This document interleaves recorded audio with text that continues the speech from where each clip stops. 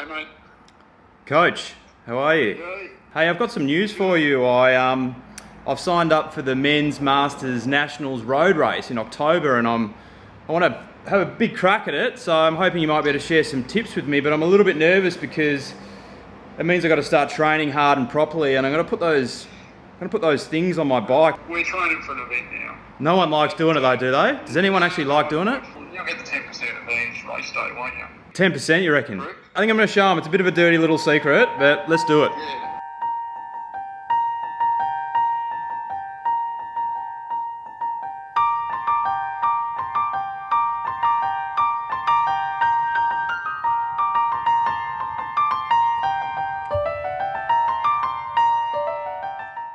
So in this video, I'm going to share with you something that could potentially make you a lot stronger on the bike, and it certainly does for me when I get serious about my road cycling. But I'm a little bit nervous about sharing this with you because if you've watched my training videos in the past, you know we go and do laps and hill climbs and all that kind of stuff, and it's kind of cool to implement. This thing, it's a challenge. And while some of you may not be serious right now and you're going to store this information for another day, for those of you who are serious right now, I genuinely think after watching this video, only a very small portion of you will actually implement this, and then an even smaller portion will maintain it. And if you do that, and if you get a lot stronger, come back to this video, let me know in the comments below just how stronger you've gotten. So, these are they're so fucked up, they come in a box. Now, when a box like this normally arrives at your house, you're like, I've got a new set of wheels, and you get excited. That's not a new set of wheels. You can't even wrap these things up like you normally can with other things in the same category. That's how heavy duty they are. So what I'm going to do in this video today, just to demonstrate my point, we're going to go to my local criterium track, and we're going to do 3 laps with 3 separate things on my bike, and hopefully after that test, you're going to walk away from this with an understanding of what I'm talking about and how to take your road cycling to the next level. So let's go. I've just called up a local bike shop here in the sunny coast. I thought we'd stop by before we hit the criterium track to weigh these things, which I'm going to stop dicking around and show you what they are as well. So let's go in.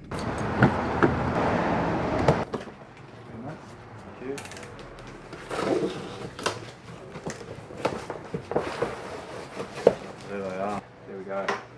It's interesting. A 27. The Schwalbe Marathons, there they are. Look at that, 25 mil. What do you call them? A wheelchair wheel? Wheelchair tyre. What did you think of these tyres when you first saw them in the box? You thought that they were wheels, didn't you? Yeah, well, I guess there's no other way to transport them all over the world. So, you know. How do tyres normally come for you in store here? Can you show us? Yeah, they come all. That's how they normally come. The new GP 5000s comes in a box. So what does it mean when they come in a box like that? Expensive in freight. Expensive in freight? Yeah, yeah. Can we weigh these? Yeah, we can, mate. Over half a kilo. 540, just for tyres. That's it. Perfect climbing tyre. Love it. Weight weenies, look out. Yeah, Cafe, bring some wheels in now. Yep. If you didn't know, I hate doing stuff with my hands a lot.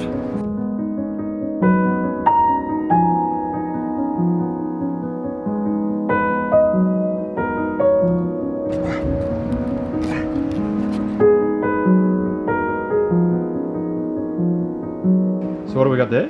So you've just got a set of verniers. We found tyre clearances to be an issue on some bikes. Okay. So these are supposed to be 25s? Well, 25C. We'll measure the width of this, and we're running in at 26.6. Okay. Run that on there. Just on the tyre. For the same rated tyre of 25C, we're running at 24.25. Yeah, interesting. Yeah, so not only is that width-wise, it'll actually change the actual circumference of the wheel as well. Yeah, okay. Yeah. And what about these turbos? Turbos there, rated at 24C. Yeah. 24C, coming in at 25.22. Yeah, okay, interesting. So yeah, so there are discrepancies. big discrepancies. Yeah. All right, do you want to weigh those Specialized for me? Together, mate? Yes, please, if you can. Okay, so these are DT Swiss R460 and Turbo Pro Gripton tyres. 24s apparently. 2.94. So we've got Enve 6.7 tubulars here. with Vittoria, what were they? Vittoria corsa graphene. Graphene. Okay. Gotta hold that bicep still as well, don't you? You do. 2.47. Now the Mac Daddies. Finish this one off. So these are Fulcrum 5s, these wheels, with the Marathons. Oh, we have a winner. So just confirming cassettes on the DT Swiss wheels. We've got Sun Race on 1128. On the carbons, we've got Ultegra 1125. And on the Marathon bad boys, we've got 105 and it's 1128 as well. So I've just pulled out on the criterium course and I've just realised that there was a little red light popped up on my power meter the other day. And it's because it's run out of batteries. Now I've got to go to the friggin' shop to get a battery to do these 3 laps. So we're back at Girraween. The power meter is working and let's get into it. Just quickly before I do so, thank you to Sun Guy. They sent me a new pair of sunnies for my Inform kit the other day. We're going to be giving more of these sunglasses away coming up on this channel shortly. And there's a bit of a lottery raffle system going as well. Link to that below if you want to check that out.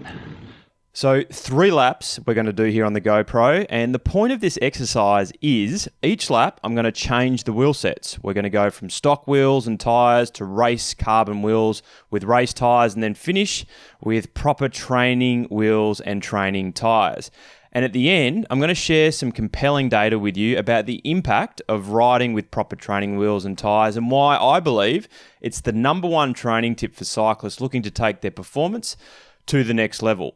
Now on the screen from left to right, you can see the time of lap, cadence, speed, power, average 30-second power, and the course. So as we roll lap 1 here on the stock wheels and tyres, it actually came off my wife's Specialized tarmac. For all of you who have just landed on this channel, this is where I do weekly cycling videos, including training tip videos like this one today. And I'm also currently in the process of negotiating with a bike brand because a week before Christmas this year, I'll be giving away a road bike to a lucky subscriber. So if all that sounds up your alley, consider supporting the channel by subscribing below. So 3 laps we've got, as mentioned, and a few things that I'm doing to keep things even. #1, all tyres are pumped to 90 PSI. #2, I'm taking the outer line of this criterium track. And #3, the power I'm keeping it on is around 210 to 220 watts. And you'll see at the end of the video, I almost nail the average power for each lap. Now, I want to point out this video is not sponsored by Schwalbe. That's right, that's how you say it, even though I still say Schwalbe every now and then. Put your Schwalbes on your wheels, mate. They are simply the best training tyres according to my coach, David Sturt, or Steggles. And there are 3 primary reasons behind this argument. #1, you'll be bloody unlucky if you ever get a flat tyre, which is pretty handy. #2, you've got a lot of flexibility with going off-road, like gravel riding. And #3, you're adding significant resistance to your bike on a very important area being the rotating mass or the wheels, which is where the focus of this video is today. Now, many refer to this extra resistance as torque or force through the pedal stroke. So let's get lap 1 results now. This is lap 1 data with the DT Swiss wheels.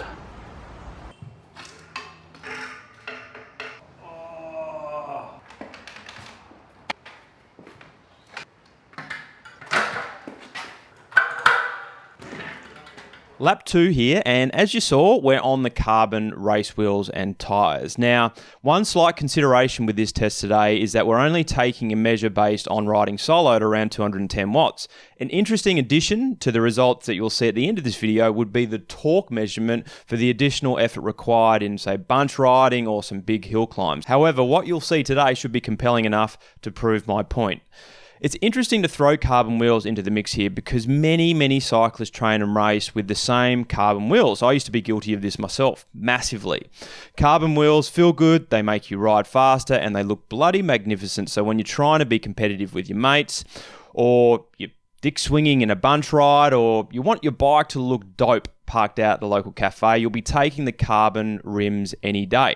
So it's an interesting mental battle that you will face putting training wheels and tyres on your bike. In addition to having to train harder, with clearly more weight and resistance on the training wheels and tyres, there's also the mental factor I'd like to mention that comes into play. For example, when you've been training for months on training wheels and tyres, and then you put on your nice carbon race wheels, not only have you been dishing out more torque in training, there's this mental switch in your head that goes, all right, we're ready to smash it out today.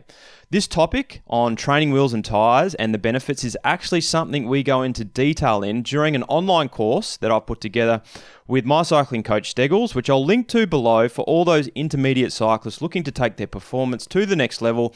And if you're not ready for the course yet, I've got a free 5-step guide to stronger, smarter, faster road cycling, linked to below. So let's finish off lap 2 here and we'll get the results. Lap 2 with the Enve 6.7s, touch faster.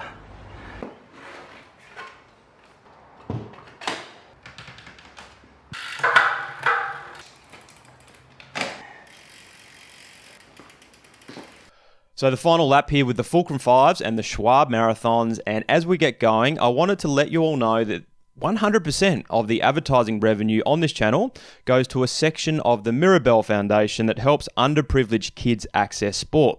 More details on that foundation I'll link to below, but by simply watching this video, you're contributing to a pair of footy boots or admin fees that will help young kids access sport. So it's interesting putting this combo on. Immediately I can feel the bike, it weighs more, and definitely I'm producing more torque on those pedal turns. I know many people out there will be like, I don't know if I need to go to that extreme, i.e. you can just stick with a normal set of training tyres and wheels. But let me tell you an interesting story as we roll around here. I remember the first time I put these marathons on my bike and I did my local bunch ride, the Hell Ride, which is in Melbourne. It's a super fast bunch ride that goes every Saturday morning. While I was fit at the time of putting on the marathons, I struggled to do a turn in the Hell Ride that day. And then, roughly 2 months later, after I'd trained with the Hurt Box under the guidance of Steggles and had the Fulcrums and the Schwalbe Marathon combo, I was back at the Hell Ride again, ripping turns like I had carbon wheels on. Can you imagine what that did for my confidence come race day? So in addition to the extra resistance and the mental switch come race day, it can also boost your confidence significantly in training when you're riding strong on the marathons. So let's conclude the final lap with the time and make our comparisons. So with the Schwalbe Marathons. So obviously there is more than meets the eye when putting on these marathon training tyres. The additional torque required to attack, jump on a wheel in an accelerating bunch, climb a mountain, etc. are all things that could be measured that would add further credentials to training with the marathon tyres. However, we've got what we've got here, and as you can see, the carbons win the speed battle quite well, with the marathons winning the slow battle as you would expect. Focusing on riding at tempo alone over 1 kilometre, which is what we've done here, the 5-second difference between race wheels and the proper training wheels may not seem like much, but consider a cyclist who rides 250 kilometres or 155 miles per week, and let's face it, most of us ride to distance and not to time. So that would be an extra 21 minutes of riding or training time every single week, or close to an hour and a half of training per month, which actually works out to be an extra 5% of training time you're adding to your regime. Now, you could argue that if you're going out and doing bunch rides or riding with mates, etc., it's going to make no difference to training time, and you would be correct. But as mentioned, the additional effort or torque you're having to produce to keep up will be where the percentage gains are made. Thus, no matter what type of training you're doing, these training tyres will make you a lot stronger on the bike no matter the program, hence the #1 tip for improved performance. So now that I've done 3 laps with the different wheels and tyre combination, outside of the points that I've already raised, probably the biggest thing when it comes to resistance that I notice is when you actually stop pedaling like this, and this would apply massively if you're in a bunch ride or behind someone's wheel, the speed of the bike reduces significantly. And look, this is the type of thing that I need in my training if I'm going to take my performance to the next level, if I'm going to perform well in this upcoming event. I'll catch you all in the next video.